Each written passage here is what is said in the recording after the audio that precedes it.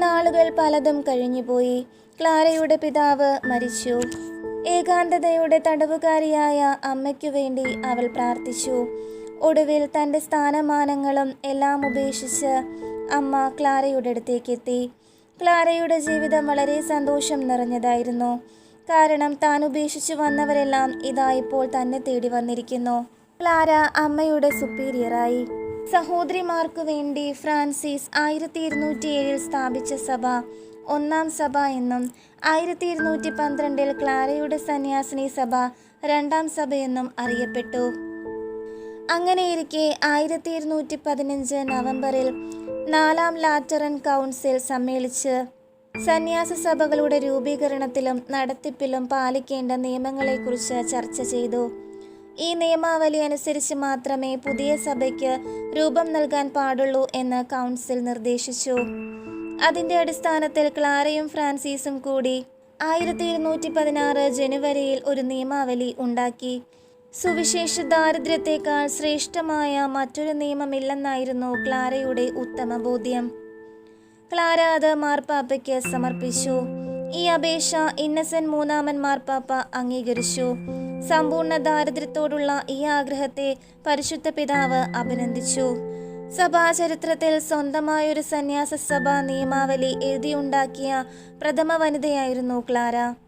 സ്വന്തം ജീവിതത്തിൽ ക്ലാര പരീക്ഷിച്ചതും വിജയിച്ചതുമായ ജീവിതശൈലിയായിരുന്നു ആ നിയമാവലിയിൽ ഉണ്ടായിരുന്നത്. ഇതുവഴി ക്ലാരയുടെ ശബ്ദം എല്ലാവരും തിരിച്ചറിഞ്ഞു. അവളുടെ ജീവിതം അനേകർക്ക് പുതിയ വെളിച്ചം പകർന്നു. പാവങ്ങൾക്കും ആശ്രയമില്ലാത്തവർക്കും ക്ലാര ഒരു തുണയായിരുന്നു. തൻ്റെ സമൂഹത്തിൽ അധികാരികളും അധീനരുമില്ല. എല്ലാവരും പരസ്പരം തുണ സഹോദരികളാകുക. എല്ലാവരും തുല്യരായ സഹോദരിമാർ. ദരിദ്ര സഹോദരിമാരുടെ അയോഗ്യദാസി എന്നാണ് ക്ലാര സ്വയം പരിചയപ്പെടുത്തിയത്. ക്ലാരയുടെ ഈ ചിന്താഗതിയെ ഫ്രാൻസിസ് അനുമോദിച്ചു. അവൾക്ക് എല്ലാവിധ സഹായങ്ങളും ചെയ്തു കൊടുത്തു. ഫ്രാൻസിസിന്റെ ചെറുചെടിയായിരുന്നു ക്ലാര. എന്തു കാര്യവും ഫ്രാൻസിസിന്റെ അനുവാദത്തോടെ ചെയ്യുമായിരുന്നുള്ളൂ. എന്തെങ്കിലും ഒരു വ്യക്തമായ കാരണമില്ലാതെ ഫ്രാൻസിസ് എതിർപ്പൊന്നും പറയില്ലെന്ന് അവൾക്കറിയാമായിരുന്നു. നിരാശരായി കഴിയുന്നവരെയും വേദനയാൽ കഷ്ടപ്പെടുന്നവരെയും ഫ്രാൻസിസും സഹോദരന്മാരും ക്ലാരയുടെ അടുത്തേക്ക് പറഞ്ഞുവിട്ടു. ക്ലാരയുടെ ജീവിതത്തിൽ മുഖ്യസ്ഥാനം പ്രാർത്ഥനയ്ക്കായിരുന്നു. രാത്രിയുടെ ഏകാന്തയാമങ്ങളിൽ അവൾ കൂടുതൽ ഏകാഗ്രതയോടും തീഷ്ണതയോടും കൂടി പ്രാർത്ഥിച്ചു. രാത്രി മുഴുവൻ ഉണർന്നിരുന്ന് പ്രാർത്ഥിക്കുക അവൾക്കേറെ സന്തോഷകരമായിരുന്നു. തൻ്റെ ആദർശങ്ങളോടും ജീവിതശൈലിയോടും ക്ലാരയ്ക്കുണ്ടായിരുന്ന ആഭിമുഖ്യവും ആദരവും ഫ്രാൻസിസിനെ സന്തോഷചിത്തനാക്കി. മഠത്തിൻ്റെ ആവശ്യങ്ങൾക്ക് പുറത്തുപോയി വരുന്ന സഹോദരിമാരുടെ പാദങ്ങൾ കഴുകി ചുംബിക്കുക ക്ലാരയുടെ ശീലമായിരുന്നു. എല്ലാ ജോലികളും ക്ലാരയ്ക്ക് മാന്യത നിറഞ്ഞതായിരുന്നു. താഴ്ന്ന തരം എന്ന് മറ്റുള്ളവർ വിചാരിക്കുന്ന ജോലികൾ ചെയ്യുന്നതിൽ അവൾ അഭിമാനം കണ്ടെത്തുകയും ചെയ്തിരുന്നു. ആരുടെയും അധികാരിയാകാൻ ക്ലാര ആഗ്രഹിച്ചിരുന്നില്ല. പകരം എല്ലാവരുടെയും ദാസിയാകാനായിരുന്നു അവളുടെ ആഗ്രഹം. ഒരു ദിവസം സാൻഡാമിയാനോ ദേവാലയം സൈനികരാൽ ചുറ്റപ്പെട്ടു. ആയുധധാരികളായ സൈന്യം ദേവാലയം ആക്രമിക്കാൻ തയ്യാറെടുത്തു. അന്ന് ക്ലാര അസുഖം പിടിപെട്ട് കിടപ്പിലായിരുന്നു.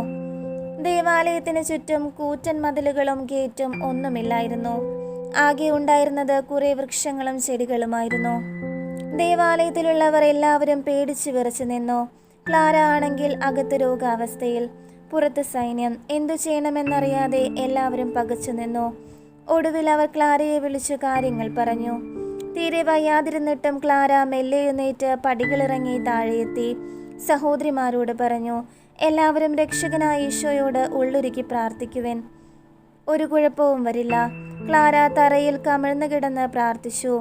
എല്ലാവരും ക്ലാരയുടെ കൂടെ പ്രാർത്ഥിച്ചു. എന്നിട്ട് കുർബാന എഴുന്നള്ളിച്ചു വെച്ചിരുന്ന അരുളിക്ക കൈകളിൽ ഉയർത്തിപ്പിടിച്ചു. മെല്ലെ പടയാളികളുടെ നേരെ തിരിഞ്ഞു. സൈനികർ പെട്ടെന്ന് പരിഭ്രാന്തരായി പകച്ചു നിന്നു. പരാജയഭീതിയോടെ അവർ നാലുപാടും ചിതറിയോടി. ഒരിക്കൽ പാറപ്പുറത്ത് മുട്ടുകുത്തി കൈകൾ വിരിച്ച് ഫ്രാൻസിസ് പ്രാർത്ഥിക്കുകയായിരുന്നു. അദ്ദേഹം കർത്താവിനോട് അപേക്ഷിച്ചു, യേശു അനുഭവിച്ച ശാരീരിക പീഡനങ്ങൾ അനുഭവിക്കാൻ തനിക്കും ഇട നൽകണമേ. പെട്ടെന്ന് ആകാശത്തു നിന്നും ഒരു പ്രകാശവലയം പ്രത്യക്ഷമായി. ഫ്രാൻസിസിന്റെ ദേഹത്ത് യേശുവിനെ കുരിശിൽ തറച്ചപ്പോൾ ഉണ്ടായ അതേ പാടുകൾ കാണപ്പെട്ടു. അത്ഭുതകരമായ അനുഭവത്തിനു ശേഷം ഫ്രാൻസിസിന്റെ ആരോഗ്യനില വഷളായി. സദാ രക്തം വാർന്നൊഴുകുകയും കടുത്ത വേദന ഉളവാക്കുകയും ചെയ്യുന്ന പഞ്ചക്ഷതങ്ങൾ മൂലം സ്വതന്ത്രമായി യാത്ര ചെയ്യുവാൻ അദ്ദേഹത്തിന് സാധിക്കാതെയായി. കലശലായ വയറുവേദന അദ്ദേഹത്തെ അലട്ടി. നേത്രരോഗം അദ്ദേഹത്തെ ഭാഗികമായി അന്ധനാക്കി. എന്തിനും പരസഹായം വേണമെന്ന അവസ്ഥ. അദ്ദേഹത്തെ ശുശ്രൂഷിക്കുന്നതിനും സഹായിക്കുന്നതിനുമായി ബ്രദർ ലിയോ എപ്പോഴും അടുത്തു തന്നെ ഉണ്ടായിരുന്നു. സഹോദര സമൂഹത്തിൻ്റെ മിനിസ്റ്റർ ജനറലായിരുന്ന ഏലിയാസ് 1225 ഫ്രാൻസിസിനെ വിദഗ്ധ ചികിത്സയ്ക്കായി റിയേറ്റിയിലേക്ക് കൊണ്ടുപോകാൻ താൽപ്പര്യം പ്രകടിപ്പിച്ചു. ഫ്രാൻസിസിനും അത് സമ്മതമായി. ഒരിക്കൽ കൂടി സാന്റാമിയോനോയിൽ ചെന്ന് ക്ലാരയെ കണ്ട് യാത്ര പറയണമെന്ന് അദ്ദേഹത്തിന് ആഗ്രഹം തോന്നി. ക്ഷീണിതനായിരുന്നിട്ടും ഉംബ്രിയൻ താഴ്വരയിലൂടെ യാത്ര ചെയ്ത് അദ്ദേഹം സാന്റാമിയാനോയിലെത്തി. അപ്രതീക്ഷിതമായി ഫ്രാൻസിസിനെ കണ്ടപ്പോൾ ക്ലാരയ്ക്ക് സന്തോഷവും അമ്പരപ്പും അനുഭവപ്പെട്ടു. ഫ്രാൻസിസിന്റെ കണ്ണുകൾ നീരുവന്ന് വീർത്തിരുന്നു. ഡോക്ടറുടെ അടുത്തേക്കുള്ള നീണ്ട യാത്ര തുടരാൻ അദ്ദേഹത്തിന്റെ ആരോഗ്യസ്ഥിതി അനുവദിക്കാത്ത അവസ്ഥയിലായിരുന്നു. ക്ലാര അതിനൊരു പോം വഴി കണ്ടെത്തി. സഹോദരന്മാർക്ക് താമസിക്കാൻ താഴ്വരയിൽ നിർമ്മിച്ചിരുന്ന കുടിലിൽ ഫ്രാൻസിസിനെ തൽക്കാലം പാർപ്പിക്കാൻ തീരുമാനിച്ചു. 50 ദിവസങ്ങളോളം ഫ്രാൻസിസ് അവിടെ താമസിച്ചു. കണ്ണുകളുടെ വേദന അതികഠിനമായിരുന്നു. സൂര്യപ്രകാശവും രാത്രി വിളക്കിന്റെ വെളിച്ചവും അസഹനീയമായി. ക്രമേണ അദ്ദേഹത്തിന്റെ കണ്ണുകളുടെ കാഴ്ച ഏതാണ്ട് പൂർണ്ണമായും മങ്ങി. പരീക്ഷണങ്ങൾ, ബലഹീനത, രോഗദുരിതങ്ങൾ എന്നിവയുടെ നടുവിലായിരുന്നപ്പോഴും ക്ലാരയുടെ സാമീപ്യം അദ്ദേഹത്തിന്റെ ആത്മാവിനെ കുളിരണിയിച്ചു. അദ്ദേഹത്തിന്റെ കാൽപാദങ്ങളിലെ ആണിപ്പാടുകൾക്ക് ക്ഷതമേൽക്കാതിരിക്കുവാൻ പ്രത്യേകമായി നിർമ്മിച്ച ഒരു ജോഡി പാദരക്ഷകളും മുറിവുകളിലെ രക്തം ഒപ്പിയെടുക്കുവാൻ വേണ്ടി മാർദ്ദവമുള്ള തുവാലകളും ക്ലാര അദ്ദേഹത്തിന് സമ്മാനിച്ചു. ഫ്രാൻസിസ് ആകെ ക്ഷീണിതനായിരുന്നു. എന്നിട്ടും അദ്ദേഹം കുരിശുയുദ്ധത്തിന് പോവാൻ തയ്യാറായി. മടങ്ങിയെത്തിയപ്പോഴേക്കും അദ്ദേഹം ക്ഷീണിച്ചവശനായിരുന്നു. ക്ലാരയും അതീവ ക്ഷീണിതയായിരുന്നു. ഫ്രാൻസിസ് ഇല്ലാത്ത ഈ ലോകത്ത് ജീവിക്കാൻ അവൾ ഒട്ടും ആഗ്രഹിച്ചില്ല. ഫ്രാൻസിസിനൊപ്പം തന്നെയും യേശുവിൻ്റെ അടുത്തേക്ക് എത്തിക്കണമെന്ന് അവൾ പ്രാർത്ഥിച്ചു. സാന്റാമിയാനോയിൽ നിന്നും ഫ്രാൻസിസ് യാത്ര പറഞ്ഞപ്പോൾ ഇനിയും ഒരു കൂടിക്കാഴ്ചയ്ക്ക് അവസരമുണ്ടാകുമോ എന്ന് ക്ലാര സംശയിച്ചു. ചികിത്സയുടെ നാളുകളിൽ അവൾ തീക്ഷ്ണമായി ഫ്രാൻസിസിനു വേണ്ടി പ്രാർത്ഥിച്ചു. ഫ്രാൻസിസിന് വിദഗ്ധമായ ചികിത്സ നൽകിയെങ്കിലും ഫലമുണ്ടായില്ല. അദ്ദേഹത്തിൻ്റെ കണ്ണുകളുടെ കാഴ്ച മിക്കവാറും നശിച്ചു. കർക്കശമായ ഉപവാസവും കഠിനമായ താപശ്ചര്യയും ആയാസകരമായ മിഷൻ യാത്രകളും 42-ാമത്തെ വയസ്സിൽ തന്നെ ഫ്രാൻസിസിനെ രോഗിയും അവശനുമാക്കി. പഞ്ചക്ഷതങ്ങളിൽ നിന്നുള്ള രക്തപ്രവാഹവും വേദനയും ദുസ്സഹമായിരുന്നു. തൻ്റെ ജീവിത ബലി പൂർത്തിയാകാറായി എന്ന് മനസ്സിലാക്കിയ ഫ്രാൻസിസ് പോർസ്യുങ്കുലായിലേക്ക് പോകുവാനും അവിടെ കിടന്ന് മരിക്കുവാനുമുള്ള തൻ്റെ ആഗ്രഹം സഹോദരങ്ങളെ അറിയിച്ചു.